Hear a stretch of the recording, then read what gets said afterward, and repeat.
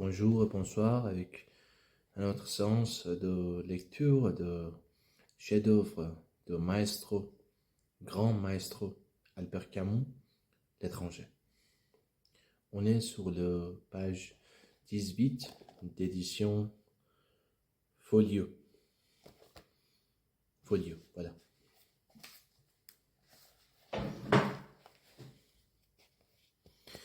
Mais j'ai attendu dans le cours, sous un platane, P-L-A-T-A-N-E.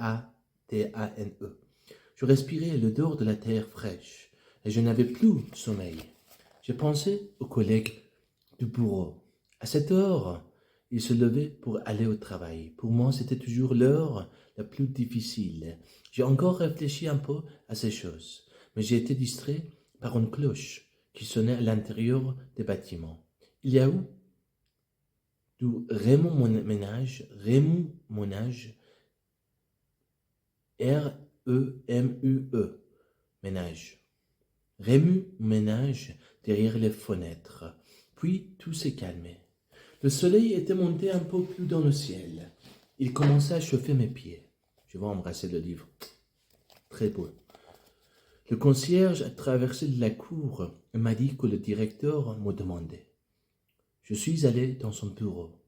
Il m'a fait signer un certain nombre de pièces. J'ai vu qu'il était habillé de noir avec un pantalon rayé. Il a pris le téléphone en main et il m'a interpellé. Les employés de pompes funèbres sont là depuis un moment. Je vais leur demander de venir fermer la bière. Voulez-vous auparavant voir votre mère une dernière fois? Dernière, non, c'est dernière, mais il n'y a pas accent aigu. Dernière fois? J'ai dit non. Il a ordonné dans le téléphone, en baissant la voix.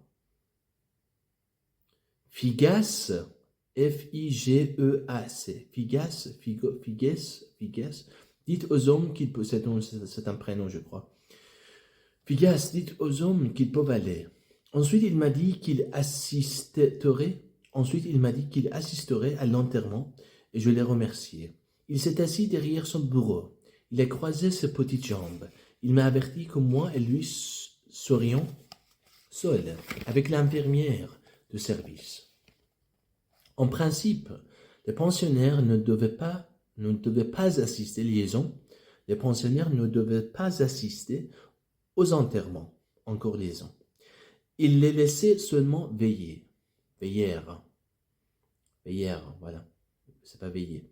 Il les laissait seulement veiller, je doute, veiller, V-E-I-L-L-E-R. C'est une question d'humanité, a-t-il remarqué.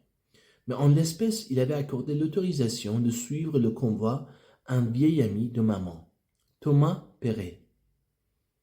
Je crois que c'est Pérez, parce que c'est pas français, Pérez, c'est espagnol. P-E, accent aigu, R-E-Z. Thomas Pérez. Ici, le directeur a souri. Il m'a dit, vous comprenez, c'est un sentiment un peu péril. P-U-O, accent aigu, R-I-L. Péril. Mais lui et votre mère ne se quittaient guère. À l'asile, on les plaisantait. On disait à Pérez, c'est votre fiancé. Ha ha ha. Lui riait. Ça leur faisait plaisir. Et le fait est que la mort de Madame Morceau l'a beaucoup affecté. On peut faire liaison aussi beaucoup affecté, je pense, avec P et A. Beaucoup affecté. Je n'ai pas cru devoir lui refuser l'autorisation. Mais sur le conseil du médecin visiteur, je lui ai interdit la veillée d'hier. Nous sommes restés silencieux assez longtemps. Liaison. Le directeur s'est levé et a regardé par la fenêtre de son bureau. Un moment, il a observé, voilà déjà le curé de Marengo. Il est en avance. Liaison. Il m'a prévenu qu'il faudrait au moins 3/4 d'heure de marche pour aller à l'église, qui est au village même. Qui est au village même. Je crois que c'est une liaison entre et e. Je sais pas. C'est manque de connaissance. Nous sommes descendus. Devant le bâtiment, il y avait le curé et 2 enfants de chœur. L'un de ceux-ci tenait un encensoir En son soir, et le prêtre se baissait vers lui pour régler la longueur de la chaîne d'argent. Quand nous sommes arrivés, le prêtre s'est relevé, je crois. Relevé, voilà. Relevé. Il m'a appelé mon fils et m'a dit quelques mots. Il est entré, je l'ai suivi. J'ai vu d'un coup que le les vis, non c'est pas vis, c'est vie. J'ai vu d'un coup que le vis de la bière était enfoncé et qu'il y avait 4 hommes noirs dans la pièce.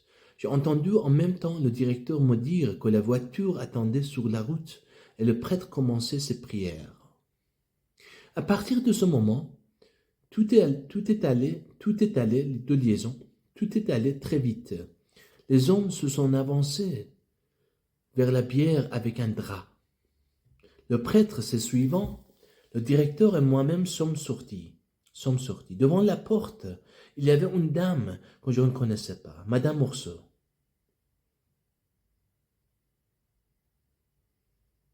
A dit le directeur. Monsieur Morceau, c'est M.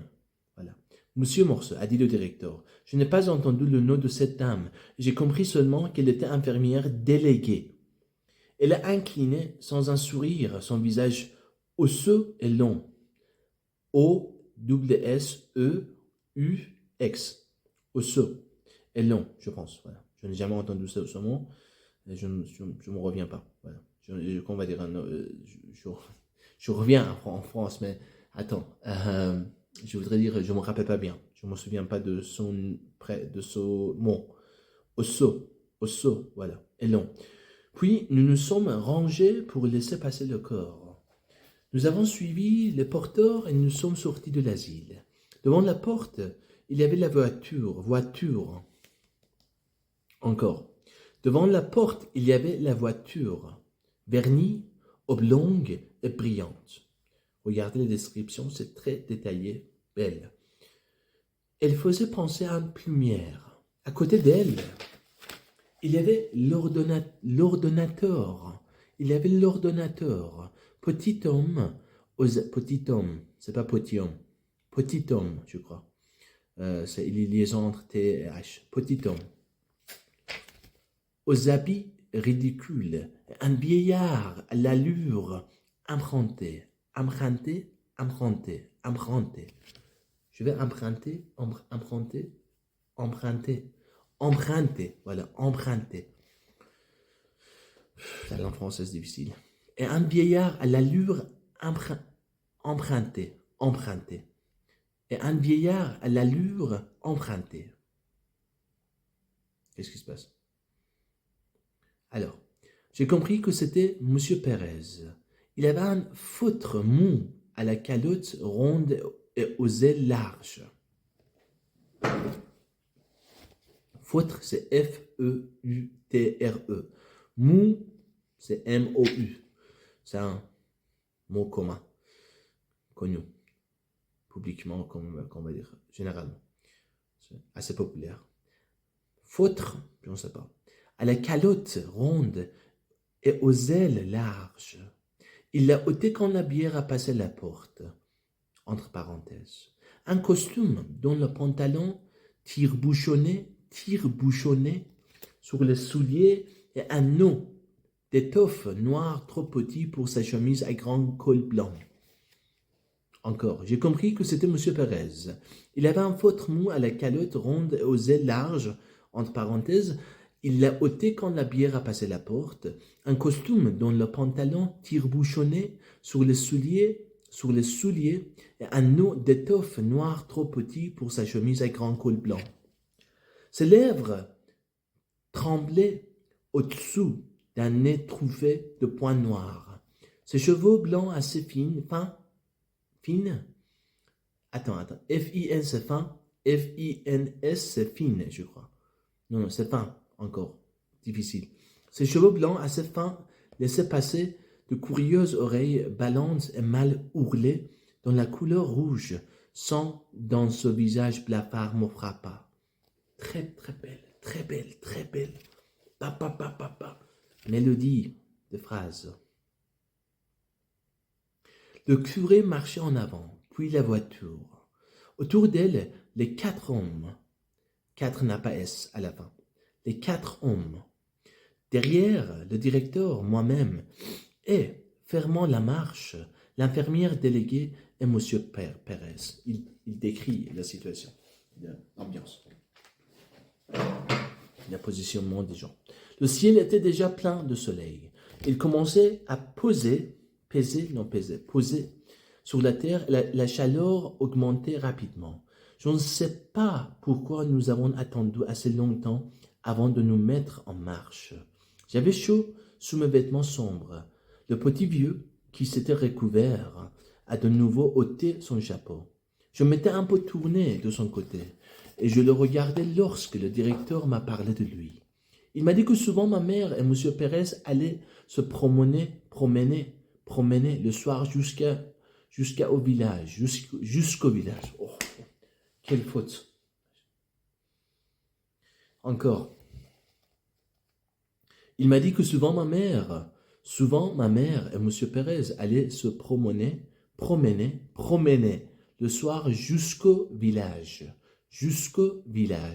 accompagnés d'une infirmière. Je regardais la campagne autour de moi, à travers les lignes de cypres qui menaient aux collines près du ciel, cette terre rousse et verte, ces maisons rares et bien dessinées.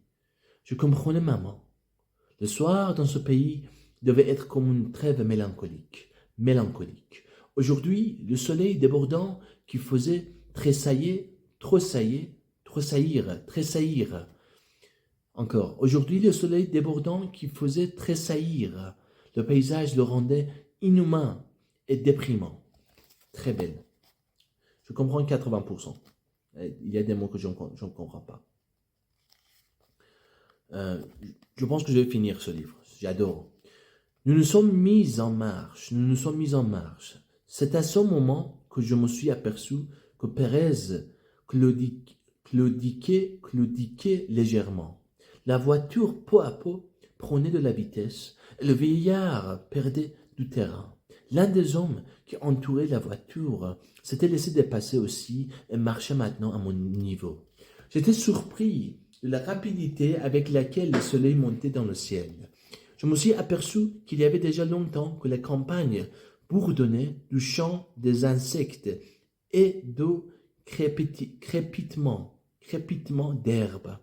La sœur, S-U-E-U-R, sœur, pas sœur, frère, sœur, voilà, le sœur, c'est transpiration, je crois. La sœur coulait sur mes joues, voilà. Comme je n'avais pas de chapeau, je m'éventais avec mon mouchoir. M'éventer, je ne sais pas. L'employé de pompe funèbre m'a dit alors quelque chose que je n'ai pas entendu. En même temps, il s'essuyait le crâne avec un mouchoir qu'il tenait dans sa main gauche, la main droite soulevant le bord de sa casquette. Je lui ai dit « Comment ?» Il a répété en montrant le ciel sa tape. J'ai dit oui. Un peu après, il n'y a pas de liaison parce que c'est U et A. Un peu après, il m'a demandé « C'est votre mère qui est là ?» J'ai encore dit oui. Elle était vieille. J'ai répondu comme ça, parce que je ne savais pas le chiffre exact. Ensuite, il s'est tu. Je me suis retourné et j'ai vu le vieux Pérez à une 50aine de mètres derrière nous. Derrière. Il n'y a pas accent sur E, première E, mais quand même c'est derrière. Il se hâtait en balançant son feutre à bout de bras. J'ai regardé aussi le directeur. Il marchait avec beaucoup de dignité. Désolé. Sans un geste inutile. Quelques gouttes de sueur, oh là là, perlaient sur son front. Perlaient, P-E-R-L-A-I-E-N-T. Perlaient sur son front, mais il ne les essuyait pas. Liaison. Mais il ne les essuyait pas. C'est un peu difficile. Mais il ne les essuyait pas. mais il ne les essuyait pas. Voilà, parfait. Il me semblait que le convoi marchait... Je ne suis pas autiste. Il me semblait, comme M. Masque, il a un masque. Voilà. Foufou, il a un masque. Laisse tomber. Il me semblait que le convoi marchait un peu plus vite. Autour de moi, c'était toujours la même campagne, lumineuse, gorgée de soleil. Gorgée de soleil. L'éclat du ciel était insoutenable, insoutenable, insoutenable. À un moment donné, nous sommes passés sur une partie de la route qui avait été récemment refaite. Le soleil avait éclaté, le soleil avait fait éclater le goudron. Le goudron, oh là là. Ok, concentration. Le soleil avait fait éclater le goudron. Les pieds y enfonçaient et laissaient ouverte sa pulpe brillante. Au-dessus de la voiture, le chapeau du cocher en cuir bouilli semblait avoir été pétri dans cette boue noire. J'étais un peu perdu entre le ciel bleu et blanc et la monotonie de ses couleurs. Noir, noir, noir gluant du goudron, noir gluant du goudron ouvert, noir terne des habits, noir laqué de la voiture. Belle.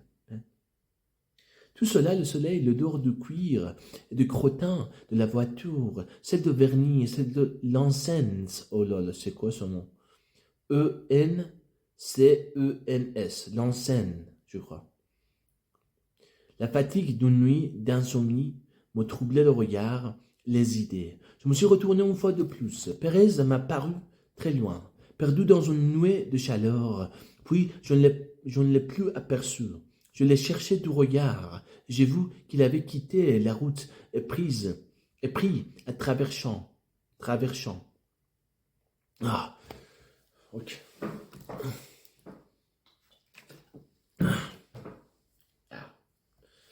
C'est l'eau de robinet. Oh là là. Dégueulasse.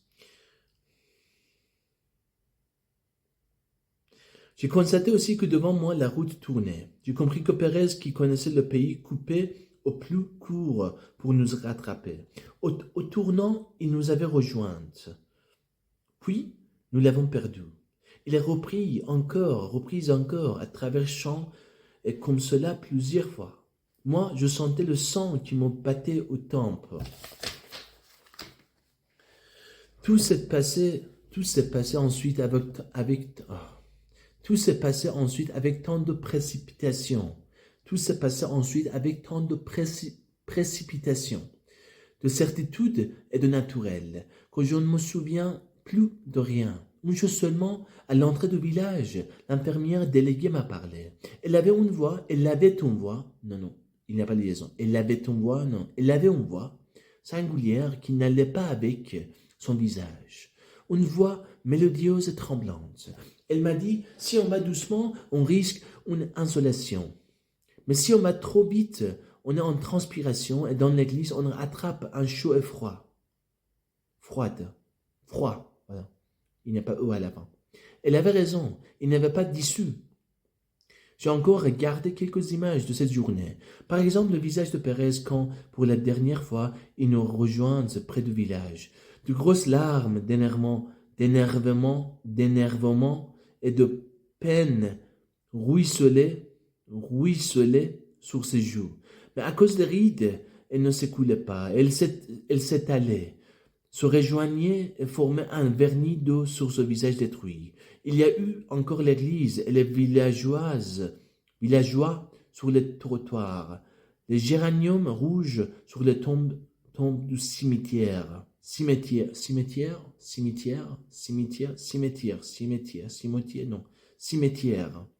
L'évanouissement de Pérez, entre parenthèses, un E dit un pantin disloqué. Voilà, c'est beaucoup de mots sophistiqués. E, c'est passé simple, je crois, c'est E, U, accent circonflexe, T. La terre couleur de sang qui roulait sur la bière de maman, la chair blanche des racines qui s'y mollaient. Encore du monde, des voix, le village, l'attente devant un café, l'incessant ronflement du moteur et ma joie quand l'autobus est entré dans le nid de lumière d'Alger. et que j'ai pensé que j'allais me coucher et dormir pendant 12 heures. Partie 2. En me réveillant, j'ai compris pourquoi mon patron avait l'air mécontent quand je lui demandais mes 2 jours de congé. C'est aujourd'hui samedi. Voilà. Je l'avais pour ainsi dire oublié. Mais en me levant, cette idée m'est venue. Mon patron, tout naturellement, a pensé que j'aurais ainsi 4 jours de vacances avec mon dimanche, et cela ne pouvait pas lui faire plaisir. Mais d'une part, ce n'est pas de ma faute si on a enterré maman hier au lieu d'aujourd'hui. Et d'autre part, j'aurais eu mon samedi et mon dimanche de toute façon. Bien entendu, cela ne m'empêche pas de comprendre tout de même mon patron.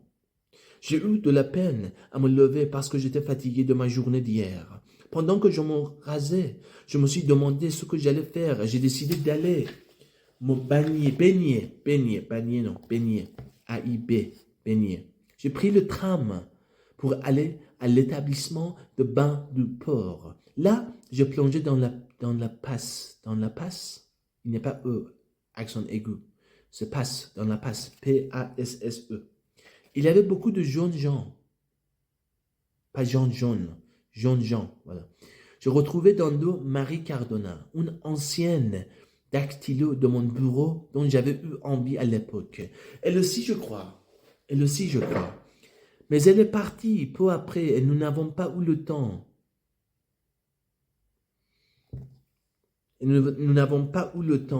Je l'ai aidé à monter sur une bouée et dans ce mouvement, j'ai effleuré ses seins.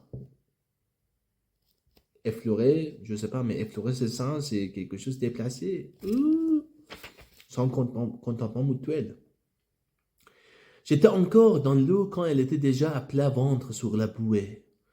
Elle s'est retournée vers moi. Elle avait les cheveux dans les yeux et elle riait. Je me suis hissé à côté d'elle sur la bouée. Elle faisait bon et comment plaisantant, j'ai laissé aller ma tête en arrière. Je l'ai posée sur son... Ok, ça devient porno. Ça, sur son ventre.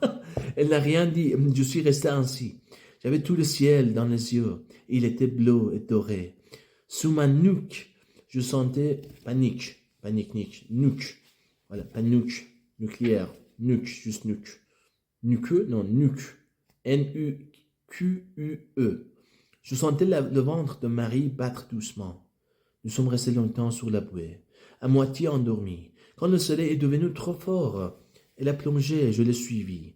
Je l'ai rattrapée, j'ai passé ma main autour de sa taille et nous avons nagé ensemble. Elle riait toujours. Sur le quai, pendant que nous nous séchions, elle m'a dit « Je suis plus brune que vous. Je suis plus brune que vous. Vous, pas tu. » Ils ne se sont pas tutoyés. Ok. Je lui ai demandé si elle voulait venir au cinéma le soir. Elle a encore ri. Elle m'a dit qu'elle avait envie de voir un film avec Fernandel. Quand nous nous sommes rhabillés, elle a eu l'air très surprise de me voir avec une cravate noire. Elle m'a demandé si j'étais en deuil. Je lui ai dit que maman était morte. Comme elle voulait savoir depuis quand, j'ai répondu depuis hier. Elle a eu un petit recul, mais n'a fait aucune remarque. J'ai eu envie de lui dire que ce n'était pas de ma faute, mais je me suis arrêté parce que j'ai pensé que je l'avais déjà dit à mon patron. Cela ne signifie rien. De toute façon, on est toujours un peu fautif. Le soir, Marie avait tout oublié. Le film était drôle par moments et puis vraiment trop bête. Elle avait sa jambe contre la mienne. Ouh! Je lui caressais. Oh, ok, ça c'est. Ok, j'en peux pas. Je lui caressais les seins. Ouais, j'aurais aimé que c'était moi, voilà, mais c'est pas moi. Voilà. Moi, je kiffe avec ces photos. Vers la fin de la séance, je l'embrassais, mais mal. C'est-à-dire quoi, mais mal? Embrassement, c'est embrasser. En sortant, elle est venue chez moi. Oh là là, ok, pour non. Quand je me suis réveillé, Marie était partie. Ok, c'était, comment on va dire, censuré. Voilà. Marie était partie. Ouais, connasse. Elle m'avait expliqué qu'elle devait aller chez sa tante. Ok, fausse excuse. J'ai pensé que c'était dimanche et cela m'a ennuyé. Je n'aime pas le dimanche. Alors je me suis retourné dans mon lit. J'ai cherché dans le traversin le dehors de celle que les chevaux de Marie y avaient laissée, et j'ai dormi jusqu'à 10 heures. J'ai fumé ensuite des cigarettes, toujours couché, jusqu'à midi. Pas jusqu'à midi. C'est quoi la différence entre jusqu'au et jusqu'à? Je ne sais pas. C'est honte. Je suis horrible. Ok, je rougis maintenant. Je ne sais pas, jusqu'à et jusqu'au, je ne sais pas. Ah, jusqu'à, c'est jusqu'à, jusqu'au, c'est jusqu'à l'eau. Voilà. Voilà, c'est ça. Jenny. Mais ici, c'est le midi, mais on dit jusqu'à midi, pas jusqu'au midi. Bizarre. Je ne sais pas. C'est Albert Camus. En tout cas, c'est le mesure.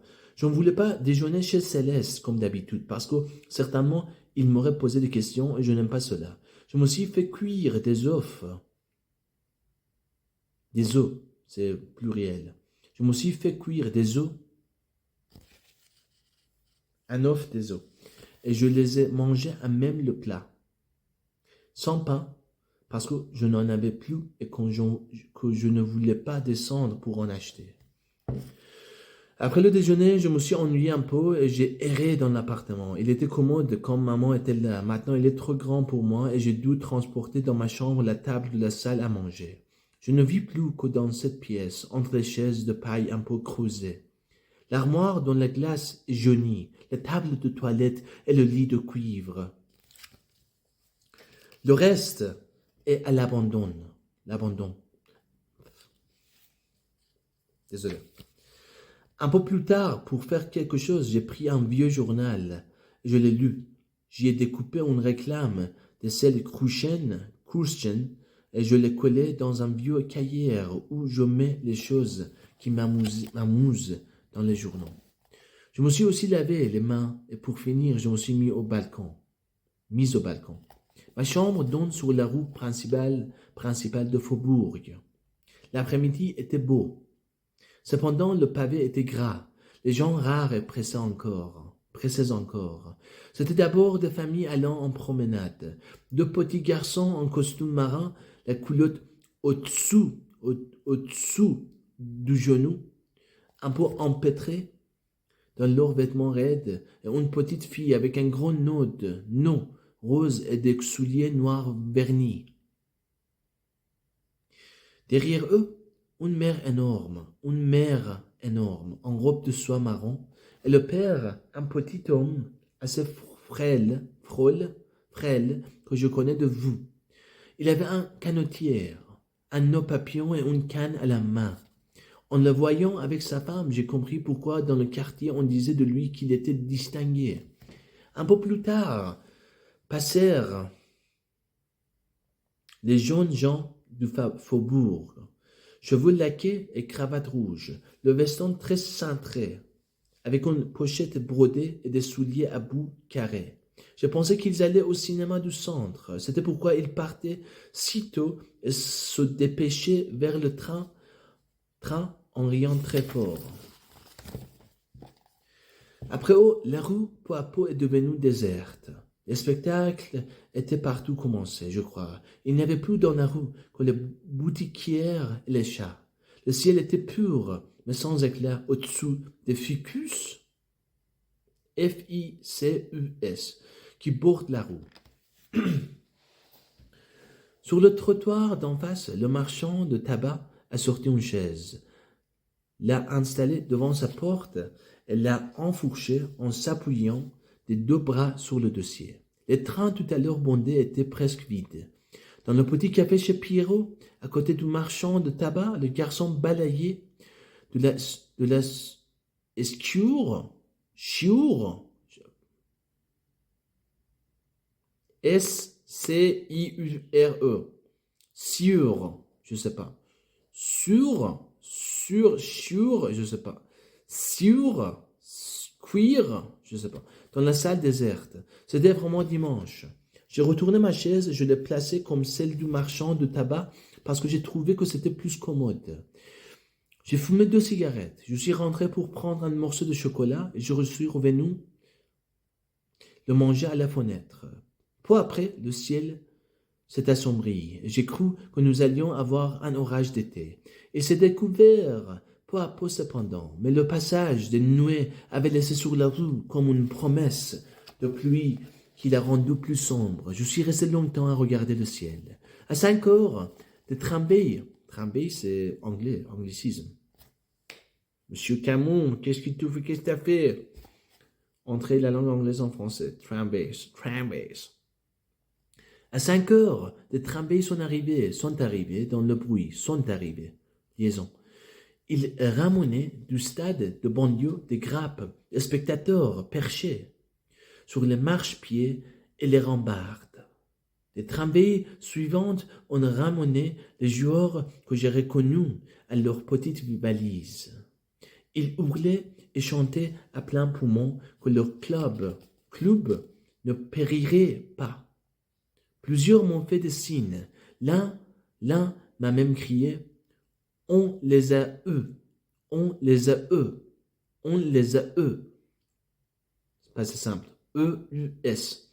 Et j'ai fait, oui, en secouant la tête. À partir de ce moment, les autos ont commencé à affluer. La journée a tourné encore un peu. Au-dessous des toits, le ciel est devenu rougeâtre. R-O-U-G-E-A accent circonflexe T-R-E. Rougeâtre.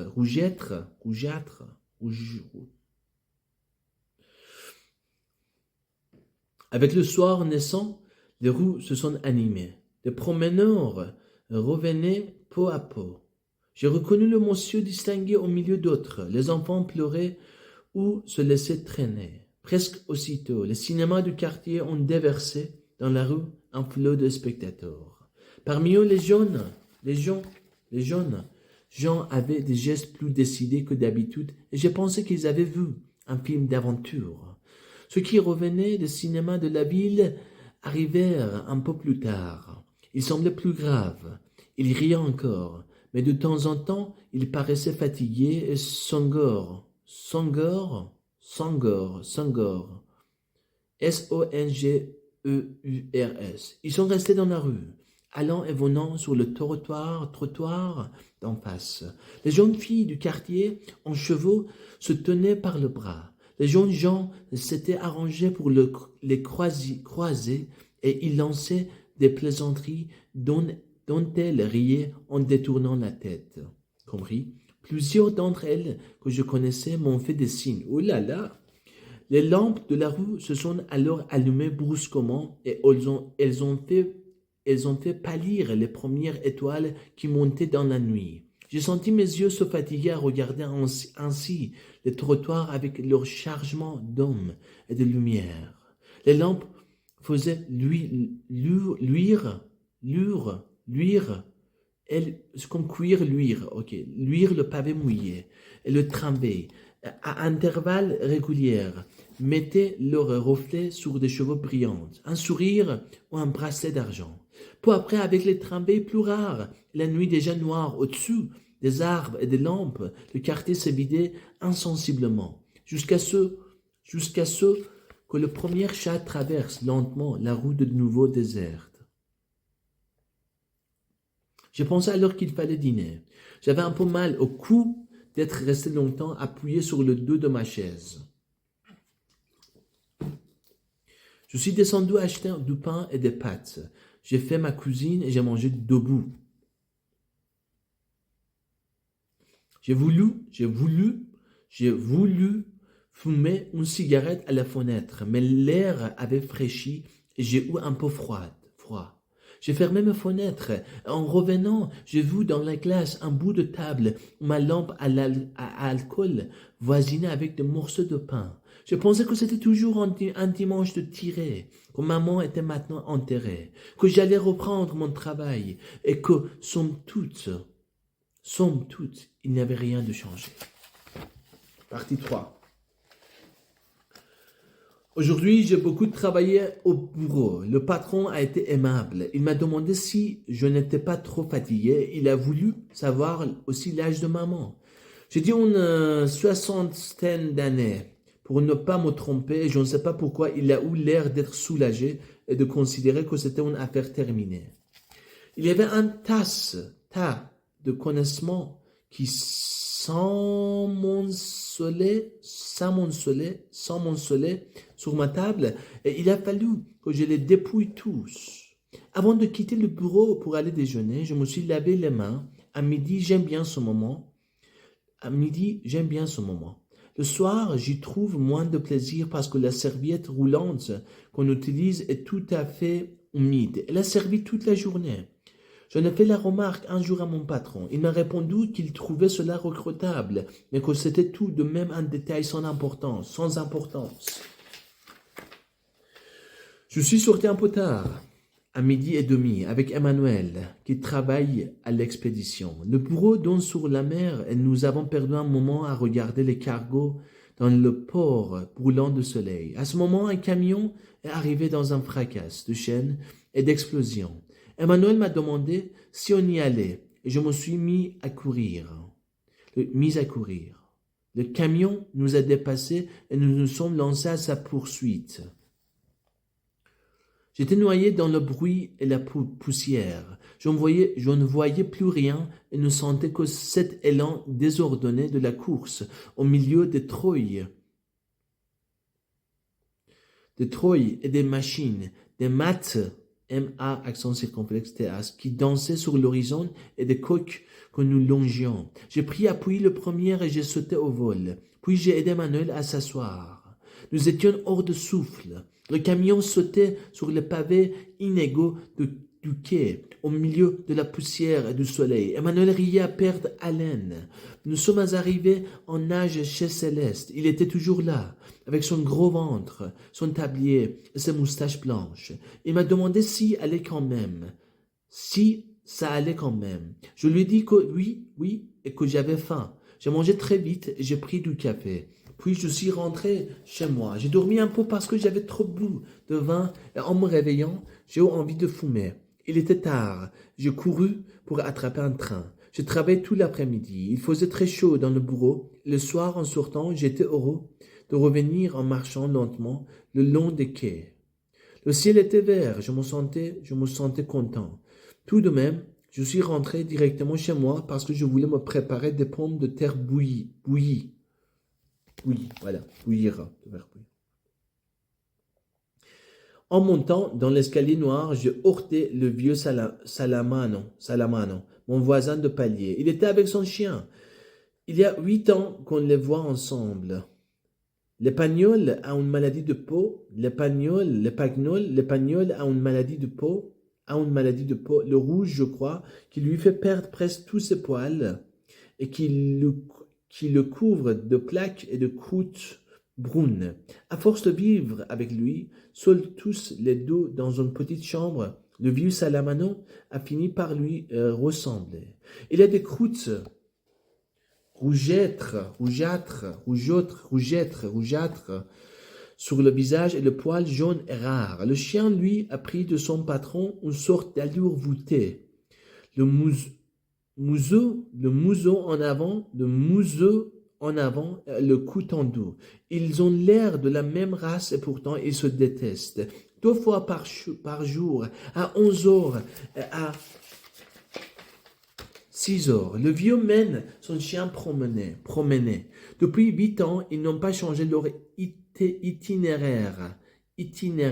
On peut les voir le long de la route de Lyon, le chien tirant l'homme jusqu'à ce que le vieux Salamano bute.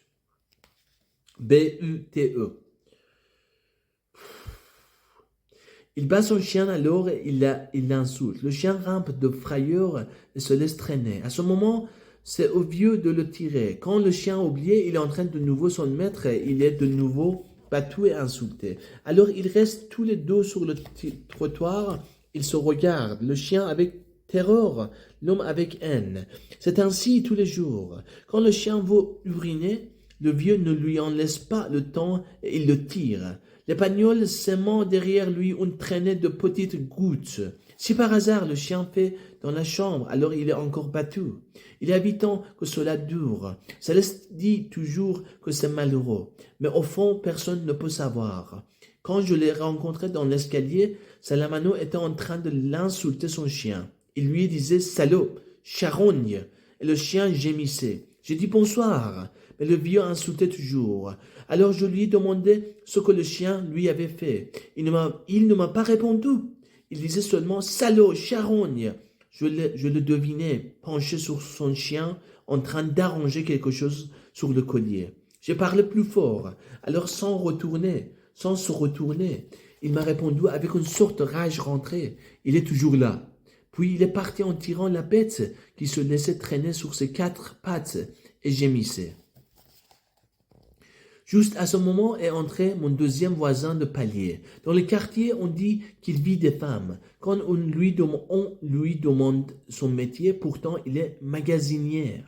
En général, il n'est guère aimé. En général, il n'est guère aimé. Mais il me parle souvent et quelquefois il passe un moment chez moi parce que je l'écoute. Je trouve que ce qu'il dit est intéressant. D'ailleurs, je n'ai aucune raison de ne pas lui parler. Il s'appelle Raymond Synthèse. Il est assez petit, avec de larges épaules et un nez de boxeur. Il est toujours habillé très correctement. Lui aussi m'a dit, en parlant de Salamano, « Si, c'est pas malheureux.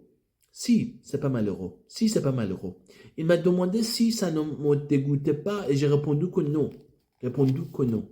Nous sommes montés et j'allais le quitter quand il m'a dit « J'ai chez moi du boudin et du vin.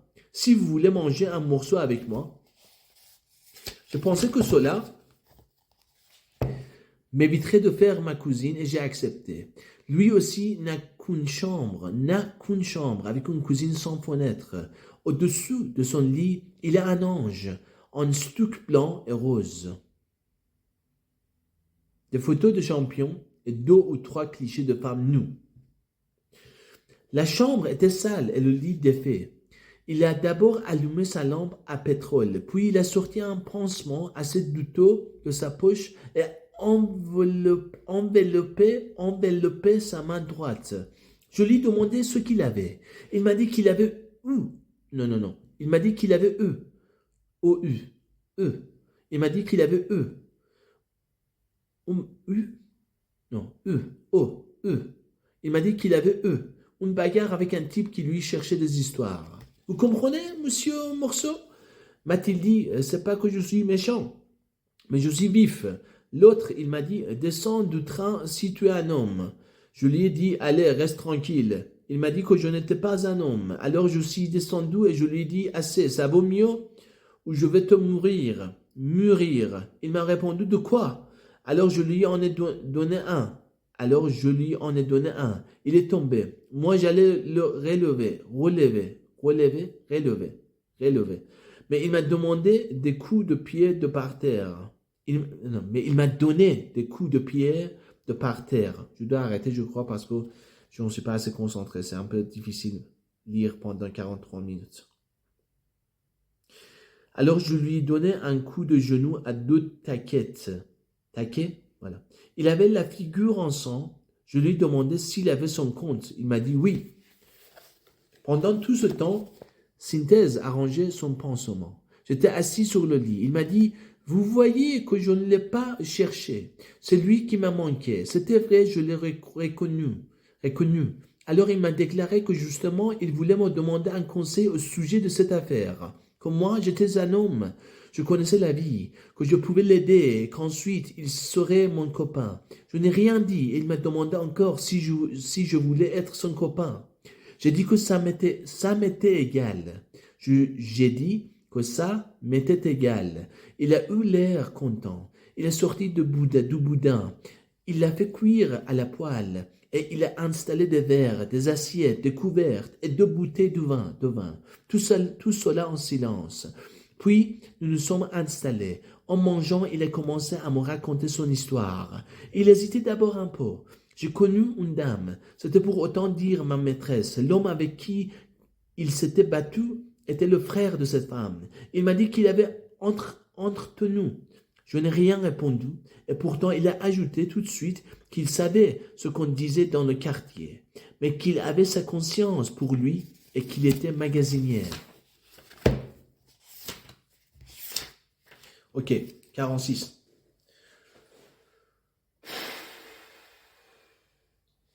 Je ne peux pas finir ce soir parce que ça va perdre le sens. C'est très belle, c'est très magnifique. J'ai mal aux yeux. Ok, à la prochaine. Voilà.